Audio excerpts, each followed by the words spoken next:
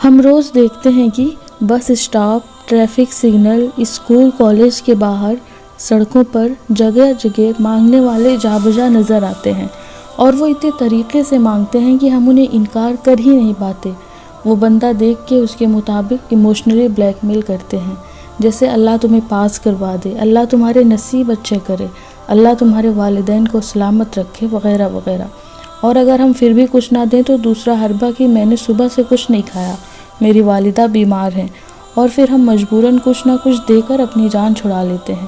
اور یقیناً وہ کچھ نہ کچھ دینا ہمارے لیے قطعاً مشکل نہیں ہوتا، تو ہمیں لگتا ہے کہ چلو ٹھیک ہے، کوئی بات نہیں، اللہ کے نام پر ہی دیے ہیں۔ لیکن دوسری طرف اس کا ایک بہت بڑا نقصان ہوتا ہے کہ وہ سفید پوش اور ضرورت مند لوگ جن کو ضرورت تھی ان پیسوں کی، ان تک کچھ نہیں پہنچ پاتا ہے۔ عام مشاہدہ یہی ہے کہ بھکاری پیشہ ور ہوتے ہیں اور ان کے پاس اچھی خاصی رقم ہوتی ہے، لیکن انہیں مانگنے کی عادت پڑ جاتی ہے، لیکن ان کی وجہ سے حقدار لوگوں کا حق مارا جاتا ہے۔ وہ غریب جو کسی کے آگے ہاتھ نہیں پھیلاتے، ان پر فاقہ کشی کی نسبت آ جاتی ہے، اور اکثر اوقات حالات انہیں خودکشی تک بھی لے جاتے ہیں۔ مہنگائی بہت بڑھ چکی ہے، گندم کا آٹا بھی غریب کی پہنچ سے دور ہو چکا ہے، ایک ماچس پہ بھی اتنا ٹیکس لگ رہا ہے کہ روز اخبارات میں مہنگائی کے ہاتھوں لوگوں کی موت کی خبریں ہوتی ہیں۔ کبھی سوچا ہے کہ ان کی موت کا ذمہ دار کون ہے؟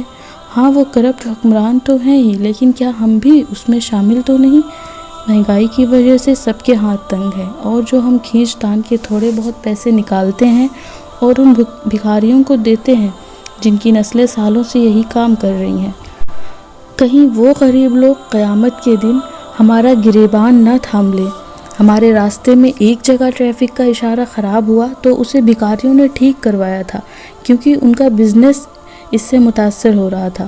اس لیے حل یہ ہے کہ ہم اپنے گھروں، تعلیمی اداروں، دفاتر وغیرہ میں ایک صدقہ باکس لازمی رکھیں، اور اس میں سب افراد کچھ نہ کچھ روز ڈالتے رہیں، چاہے وہ 5 روپے کا سکہ ہی کیوں نہ ہو۔ اور اپنے ارد گرد دیکھیں، کسی سفید پوش، ضرورت مند، کسی دہاڑی دار، کسی مزدور کے گھر کے لیے راشن خرید لیں۔